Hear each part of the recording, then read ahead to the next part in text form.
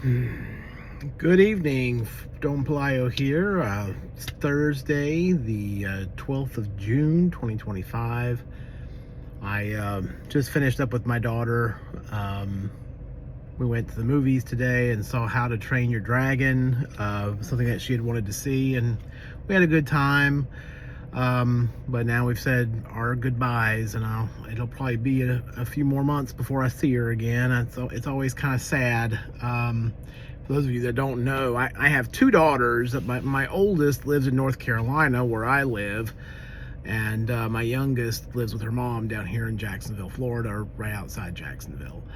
And so I only see her 3 or 4 times a year. It's just, it kind of sucks. It's just one of the reasons why divorces stink. It's like I hate the situation. Sometimes I think back on life, and I just feel like if I'd married the right person and had my children with her, I never would have gone through all of this mess. But it is what it is, and not much I can do about it. So sometimes I think that I probably shouldn't have gotten married after I lost the right one, but if I hadn't, I would never have had my children. So it's like, what do you do? It's like the marriages didn't really work out very well. When I look back on it, it's like there were a lot of reasons for the divorces, but my first wife, I've never been very successful with relationships. My first wife barely wanted to have anything to do with me. My second wife acted like she hated my guts for 3 years. So I just kind of is what it is. So, I'm not even really looking for that anymore. It's like now it's just what can I do to help my daughters out? That's really where I'm at now. It's like, what can I do to make my daughters' lives better? And that's what I'm focused on. I feel like if I brought a woman into my life again, it would just be, women have always tended to be a negative in my life. I hate saying that, but it's absolutely true. I just feel like I would waste a lot more time, spend a lot more money, it'd set me back again. I'd get set back again, and it's not worth it. It's not worth it to me anymore. So that's kind of where I am with relationships, but I wish I had better words to say about relationships, but it is what it is.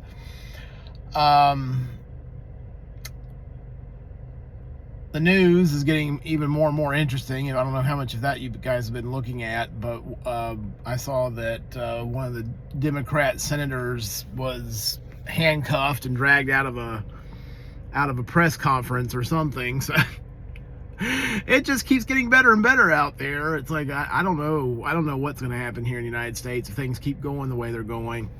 My Republicans and Democrats just have a very different mindset when it comes to a number of issues. And I've been feeling like for a while that maybe we need a separation. Maybe we need to have a blue America and a red America and just have 2 separate countries. Because the way our belief systems are just so different. I don't know. I don't know. I don't know what the answer is. I don't know if there is a good answer. It's like we just hate each other. We've gotten to a point where blue America and red America just hate each other. We hate each other. We can't stand each other. We don't want to live under their systems. Typically I would say, that's why we have the federal system, and states can kind of manage their affairs the way they want. But then the problem is that when you have blue states that just bring in all these illegal people and just let them just set up camp, and eventually they start moving into the red states, and it starts impacting us on the federal level, and red states start getting impacted by it, and it's like, it's just a mess. The whole thing's a mess. I don't know. I don't know what the answer is. I don't see a very good answer on a lot of this stuff, and I think we're just going to have a major major breakdown here in the United States in the not too distant future, and I hate that because it's going to be my children's generation that has to deal with it. You know, it's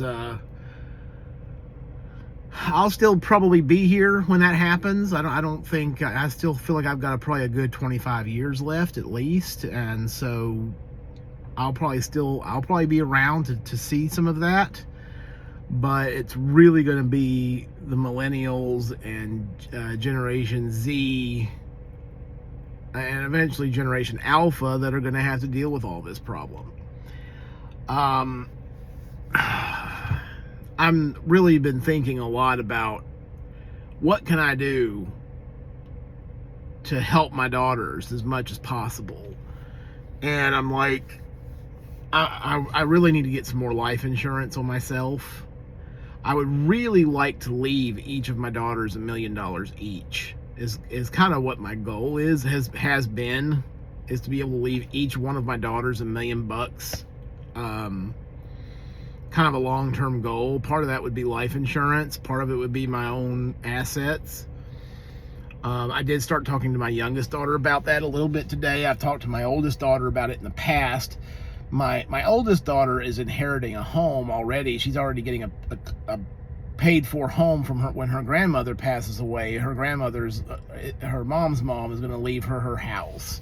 So my oldest daughter will inherit a house, sometime in the not too distant future. So I was thinking that I might leave my house to my youngest daughter. I mean, of course, I've got a good bit left, a lot of life left, hopefully, so it may be a while, but for her, my oldest daughter, her grandma's in her mid 70s, whereas, I'm almost 50,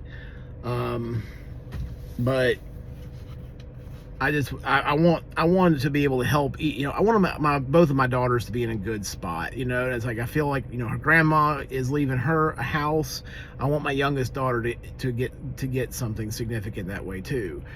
I want to leave some life insurance money. I'm thinking about taking out like a 30-year term life insurance policy that would cover me until 80.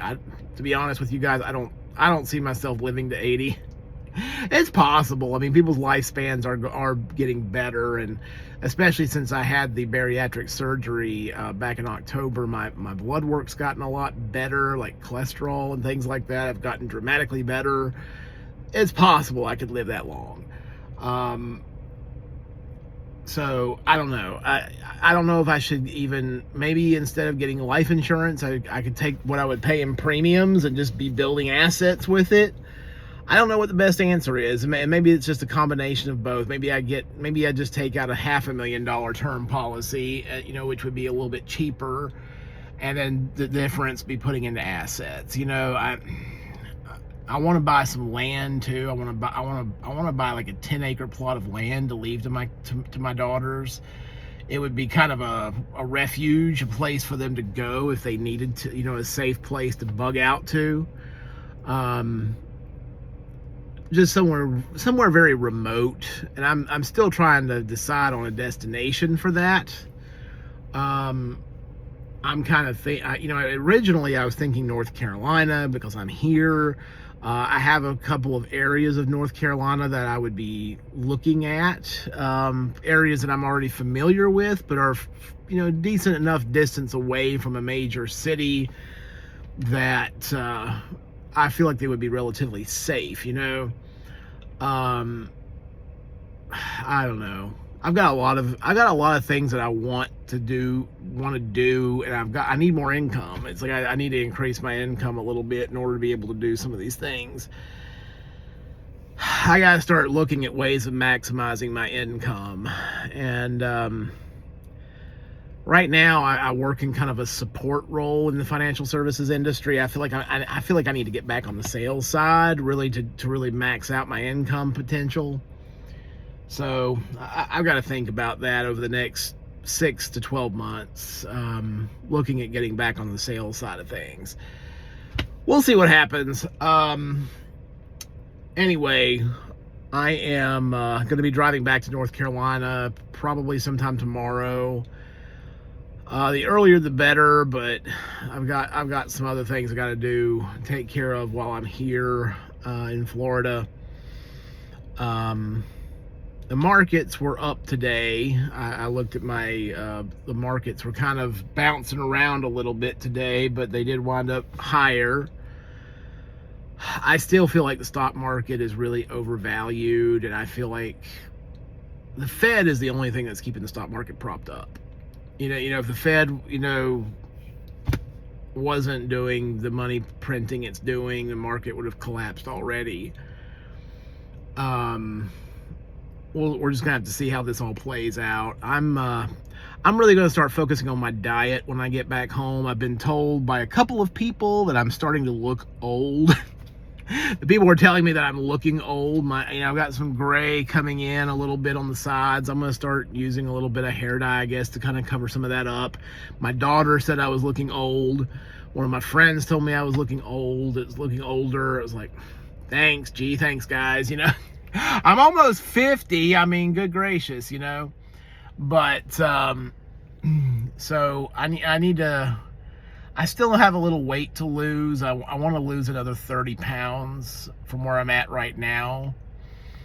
I've already lost about 85, so I want to lose another 30. So that'd be 115 pounds from my high.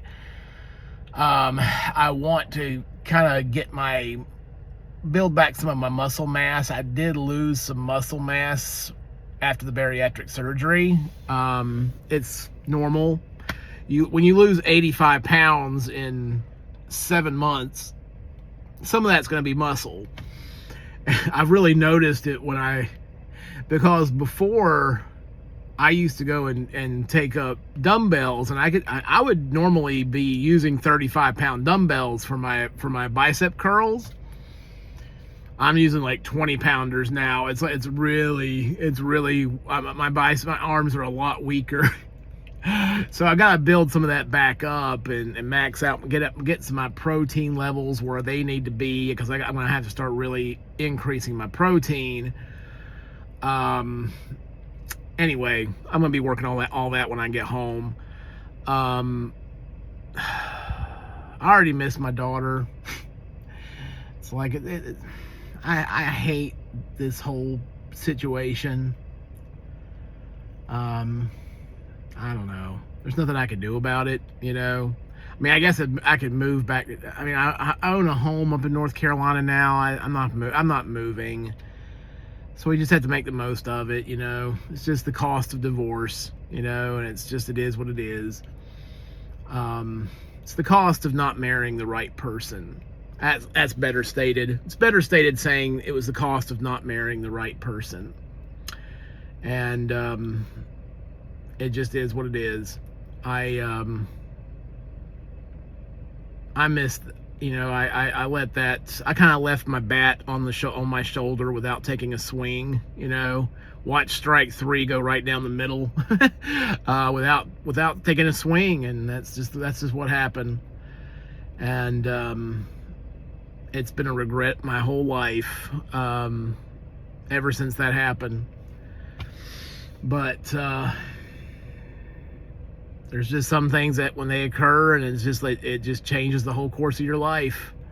A lot of things have gone different than I ever thought they would go, since that happened. But you just try to live your life the best you can, and I think I've realized that it doesn't make any sense for me to be married. I don't think it was ever going to work after I lost the right person, and I probably should never have gotten married. But I'm glad that I had my kids. I don't regret that. I just the relationship wasn't right. So anyway, I'm going to get going and stop whining. Well, I'm not even whining. It's just almost matter of fact at this point. It's not. I don't feel like I'm whining. I'm just stating a fact. It just kind of it just is what it is. But I gotta get going, and you guys have a great evening. Don Pelayo checking out.